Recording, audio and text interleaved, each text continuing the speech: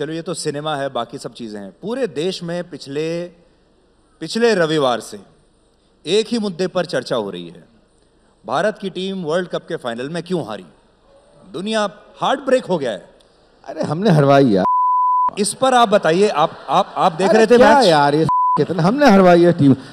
140 करोड़ आबादी पूरे उन 11 लोगों के सर पर बैठ गई कि खेलो खेलो खेलो, कपलाओ कपलाओ कपलाओ। अरे तुमसे पहले उनको मालूम है यार कपलाना है।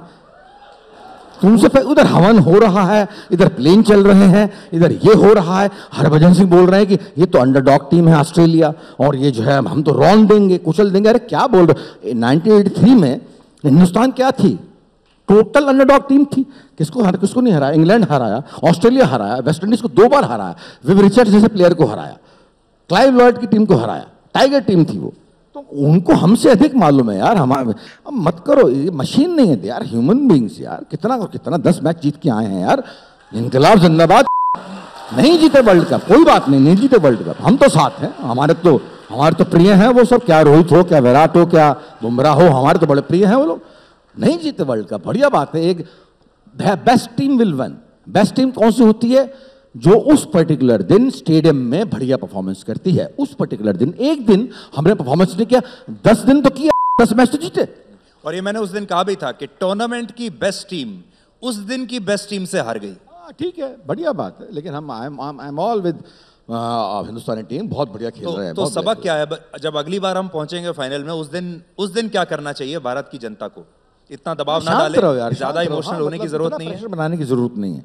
They are human beings. वो तो अपनी जिम्मेदारी आप लोगों से बेहतर समझते हैं कि कब जीतना है। उनको जीतना है, आपको नहीं जीतना। आपके लिए लाएंगे वो, आपके लिए जीतना है, उनको जीतना है। कब वो खेलेंगे, तो इसलिए जो उनको छोड़ दो यार। उनको थोड़ा ढीला। मेरी कंपनी को पिस्तौल लगा दे और बोले कि तुम अब क्रिएट करो, मैं कर पाऊंगा?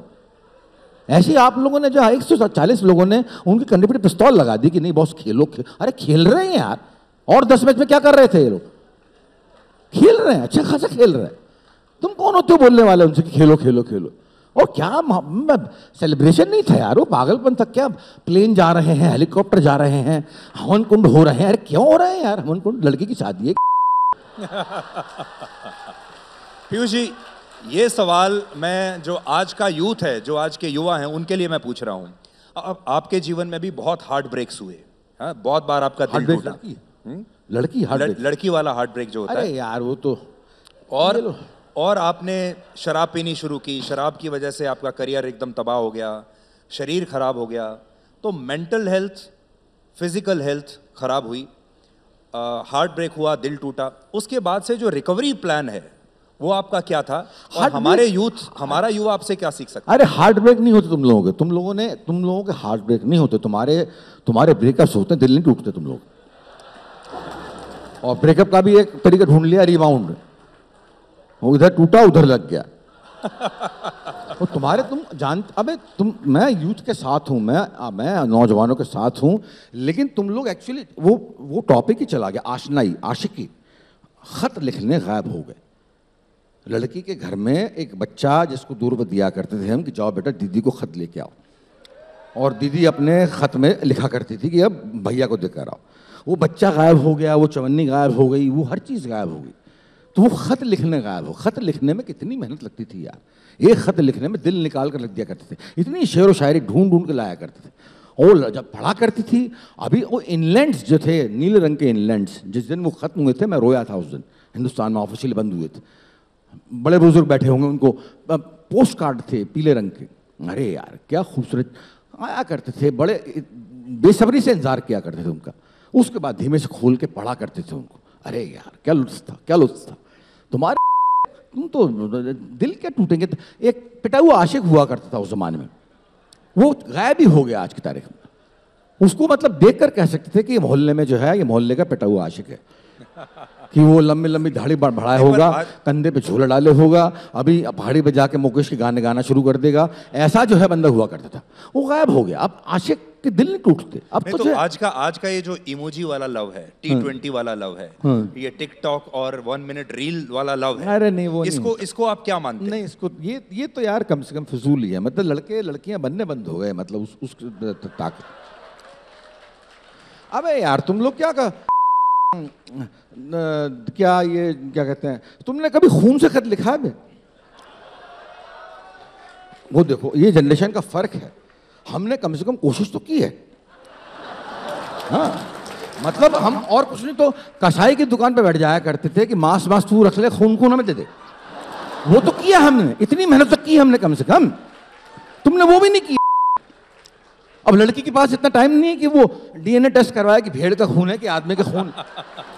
लेकिन कम से कम इतनी मेहनत तो की है अपनी दिलरुबा के लिए। इतनी कोशिश तो करते थे कि यार कम से कम इतनी तो करो। ऐसा क्या मतलब टिकटॉक, हाल व्हाट्सअप लगाया आई लव यू, व्हाट्सअप लगाया आज ब्रेकअप हो गया, ये क्या मतलब है? तो उसके लिए मेहनत लगती है, हर चीज़ के लिए मेहनत लगती है। वो मेहनत तुम लोगों ने गायब कर दी। और अब मैं फिर बोल रहा हूँ, किताबें गायब हो गई, पुस्तकें गायब हो गई। ये जो है कंप्यूटर से तुम्हें पुस्तकों की नॉलेज नहीं मिली। किताबों की खुशबू अलग होती है यार। लाइब्रेरी में जाओगे तो किताबों की खुशबू अलग होती है, पुस्तकालय की खुशबू अलग होती है। पर ये जो आप बता रहे हैं पुस्तकालय की पुस्तकों की खुशबू अलग होती है, अब जो मैं ये उसी सवाल का एक्सटेंशन है।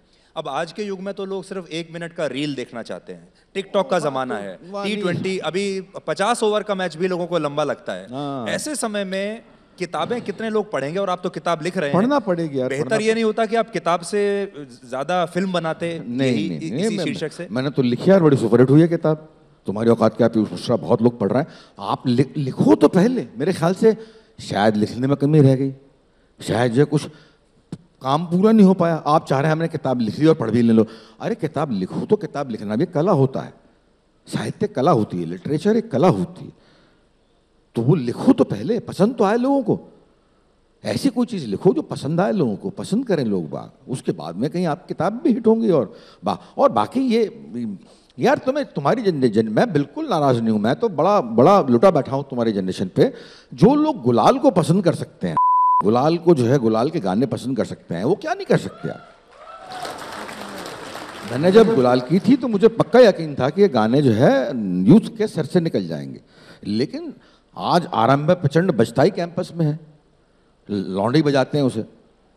तो इसलिए मैं तो कहीं से भी जो है, मेरा दिल नहीं टूटा है। तुम लोग बहुत बहुत विस्फोटक हो, बहुत बढ़िया हो। बस ये है, क्लैरिटी ऑफ थॉट भी है तुम्हारे पास में, और तुम जगे हुए भी हो। मतलब ये छोटी छोटी बातें हैं। वोट देने के पहले सोचना कि हम किसको वोट दें, हमारा हक है फ्रेंचाइज अप्लाई करना, हमारा हक है, ये सोचना तुम्हारा फर्ज है। और तुम लोगों को देश संभालना है बे, दोनों देश संभालना, मुल्क संभालना है तुम लोग जो है देश के आने वाले भविष्य हो। इसलिए इस बात को हरगिज मत भूलो, you are the future, that's all. जी पीयूष जी, अब आप 60 साल के हो गए हैं। हर व्यक्ति के जीवन में एक कालखंड होता है, कभी नीचे जाने का, ऊपर जाने का, प्रगति करने का। अब जो ये कालखंड आपके जीवन में शुरू हो रहा है, इसके बाद इसमें आप क्या करना चाहेंगे अगले? मैंने आपका एक इंटरव्यू में देख रहा था जिसमें कहा कि आपने 15 साल में तो मर ही जाना है। तो ये अब जो 15 साल हैं अगले, इसमें आप क्या करना चाहते हैं? खूब काम करना चाहूँगा यार, खूब ध्यान करना चाहूँगा, खूब काम करना चाहूँगा। जो परिवार के लिए कभी नहीं किया, दोस्तों के लिए कभी नहीं किया। दोस्तों की मदद नहीं कर पाया क्योंकि पैसे नहीं थे। उस वक्त दोस्तों ने मदद की मेरी। आज मेरे पास पैसे हैं तो दोस्तों को भूखा नहीं मरने दूंगा। मेरे दोनों बच्चे जो है आपके, मतलब मैंने बोला उनको कि भाई तुम क्या बनना चाहते हो, तो कहने लगे, मैंने बोला एक्टर बनोगे, तुम्हारा बाप तो एक्टर है। तो उन्होंने कहा कि हम एक्टर, एक तो यहीं बैठा होगा कहीं जाए, हाँ छोटा वाला ही बैठा है। तो उन्होंने कहा कि हम शोबिज़ में जाना नहीं चाहते। तो बड़े वाले ने कहा कि मैं स्पोर्ट्स परस्यू करना चाहता हूँ। आजकल वो स्पोर्ट्स परस्यू कर रहा है, स्पोर्ट्स मैनेजमेंट कर रहा है यूके से। छोटा वाला कहने लगा मैं फिजिक्स परस्यू करना चाहता हूँ, तो वो दिल्ली में फिजिक्स पढ़ रहा है। बीवी को कभी जो है कुछ कमा कर नहीं दिया, घर में रहे नहीं कभी। आज की तारीख में मैं मतलब I avoid outdoor shoots, outdoor shoots नहीं लेता मैं, क्योंकि मेरी बीवी अकेली रह जाएगी। और बाकी माशुकाएँ तो जो है, जो जैसे पहले थी वैसे आज भी हैं, कोई टेंशन नहीं। अच्छा एक बात बताइए, आपने इस अपनी पुस्तक में अपने बारे में तमाम तरह की बातें लिखी, और इसमें आपके जीवन में लड़कियां आई, भटकाव, विचलन, आशंका, सब कुछ है। जब आप ये किताब लिख रहे थे तो आपको कभी ये डर था कि सबसे पहले तो आपकी अपनी फैमिली, आपके अपने बच्चे आपको जज करेंगे, फिर समाज आपको जज करेगा, और ये तो चलो आपकी किताब के बाद ये स्टाइल बन गया, लोगों को अच्छा लगा, लेकिन आपकी बदनामी भी हो सकती थी, कभी ये डर आपको लगा? नहीं, उसके पहले जितने भी समारोह वगैरह थे मैं भूल चुका था मैं कि यार मैं ऐसा हूँ वैसा हूँ, और लिखा नहीं था मैंने बस। तो मेरे बच्चे जानते थे, और बच्चों को मैंने ट्रेन किया इस बात को बचपन से जो है आपके, वो मैं खुलकर उनके सामने आया हूँ कि यार देखो तुम्हारा बाप ऐसा है, तुम ऐसे नहीं बनना। तुम्हारा बाप ऐसा रहा है ज़िंदगी में, तुम्हारा बाप ऐसा रहा है। मैं ख़राब ही नहीं रहा, मैं बड़ा भला बंदा भी रहा हूँ। पत्नी पत्नी बेचारी मेरी गर्लफ्रेंड थी उस वक्त 1993 में, तो मेरे जैसे बंदों से फंस जाती हैं ऐसे नहीं, लड़कियां, फंस गई। ना ना ना ना, जब पत्नी को ये पता चलता है कि आई वॉज और I am one of the so many girlfriends, तो क्या होता है? हाँ मतलब मैं उससे बेहतर, सबसे बेहतर ये है कि एक बार जब बहुत पाप बढ़ जाएं, आपका दिमाग खराब होने लगे कि यार इतना बढ़ गए हैं पाप, एक बार पत्नी को मैंने यही किया था। मेरे को मेरे स्पॉन्सर ने बतलाया था कि यार अगर हिम्मत है तो ये कर दो, हल्के हो जाओगे, वरना रात को डिवोर्स हो जाएगा। तो मैंने प्रिया को बुलाया, मैंने कहा मैं बहुत थक गया हूँ और इतने अधिक जो विचलित हूँ मैं ज़िंदगी में लिस्ट बना के लाया था, डार्लिंग मैं ये करके आया हूँ, ये लड़कियाँ, तुम इवन तुम्हारी जब शादी हुई तुमसे, इसके बाद भी लड़के मेरी ज़िंदगी में आई। मैंने कुत्तों समान वक्त दिया। उस रात को या तो मेरा डिवोर्स हो जाता, वो रोई, मतलब उसने कहा मुझे तकलीफ़ है कि तुम इतने गंदे कैसे हो गए, लेकिन इस बात की खुशी है कि तुमने अपने आप को साफ कर दिया, बख्श दिया, तो खुली भाव से स्वागत है। और उसके बाद we became idol, husband wife, कोई टेंशन नहीं। क्या आप हम सबको भी यही करने की राय देंगे? आप हम सबको भी यही करने की राय देंगे? मैं तो दूंगा बॉस, अगर हिम्मत है तो कर मारो। आज शाम को बहुत सारे घर टूटेंगे, आप सोच लीजिएगा। आज शाम को अगर जब आप घर जाएंगे और आपने ऐसा किया तो क्या होगा? नहीं, वाह चिंता मत करे, अच्छा ही होगा, बुरा हरगिज नहीं होगा। अपने आप को अपने सच बतलाने से कभी बुरा नहीं होता, ये ध्यान रखो। सच बोलने से किसी का बुरा नहीं होता।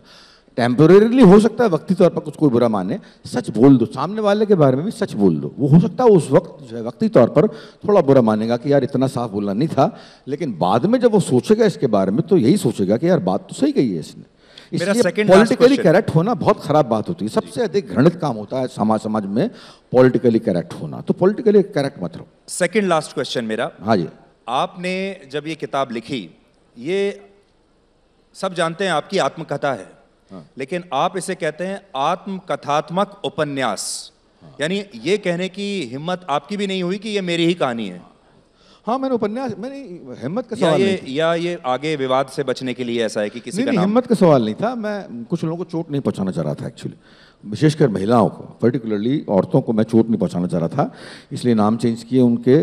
अपने भी नाम, मेरा भी नाम इसमें कुछ और है, संताप त्रिवेदी करके है। ऐसे और लोगों के बहुत लोगों को मैं चोट नहीं पहुंचाना चाह रहा था, तो उसलिए मैंने जो है इसको उपन्यास की शक्ल दी, जिसे पढ़ने में भी मज़ा आया। नॉवल को पढ़ने में, ऑटोबायोग्राफी मैंने लिखने की कोशिश की थी शुरू में, मैं ये करके आया हूँ, वो करके आया हूँ, बड़ा ख़राब लग रहा था। तो उसके बाद में फिर मैंने इसको उपन्यास की शक्ल दी, नॉवल की शक्ल दी, तो उसके बाद में ये पूरा बन गया, फिर मैं लिखता ही चला गया, तो उससे मैं बहुत सेटिस्फाइड। आखिरी सवाल, आप सबको भी इनकी आज की ये बातें सुनकर ऐसा लगा होगा जैसे हम किसी स्पिरिचुअल गुरु से बात कर रहे हैं आज के ज़माने से, तो आप भी अपने अंदर ये अंतर महसूस कर रहे हैं कि आप अब एक स्पिरिचुअल गुरु की तरह हो चुके हैं? गुरु तो नहीं हुआ मैं, गुरु तो मैं क्या हूँगा यार, गुरु तो नहीं हुआ मैं, लेकिन हाँ मतलब उसने दाखिला दे दिया मेरी ज़िंदगी में, आपके स्पिरिचुअलिज्म ने।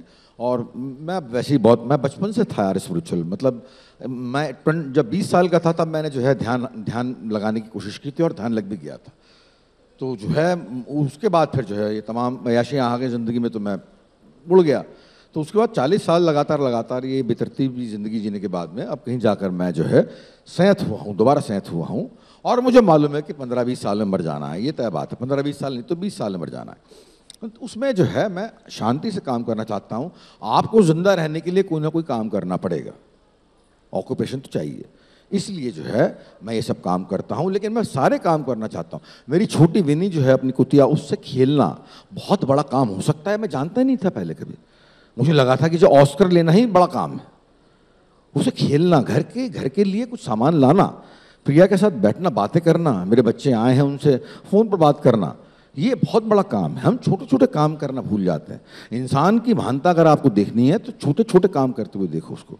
ये बड़े बड़े काम जो है, मेरा तो ऑस्कर मिल गया और मेरे को राष्ट्रीय पुरस्कार मिल गया और मेरी फिल्म हिट हो गई, ये बौने काम है यार। कोई भी मूर्ख समय देखकर जो बड़ा आदमी बन सकता है, कोई बेवकूफ़ भी, किसी बेवकूफ़ को भी ऑस्कर मिल सकता है। तो उसके बजाय जो छोटे छोटे काम करते देखो, उसमें जो है उसकी एक्चुअली मतलब आपको महानता मालूम पड़ेगी। तो मैं I am so proud on my self कि जो इतना बेतरतीबी की ज़िंदगी थी आज संयत हो गई है थोड़ी बहुत, और बाकी आप लोग हो यार, आप लोगों की शक्ल देखकर जीता हूँ मैं। तो इनकलाब जिंदाबाद।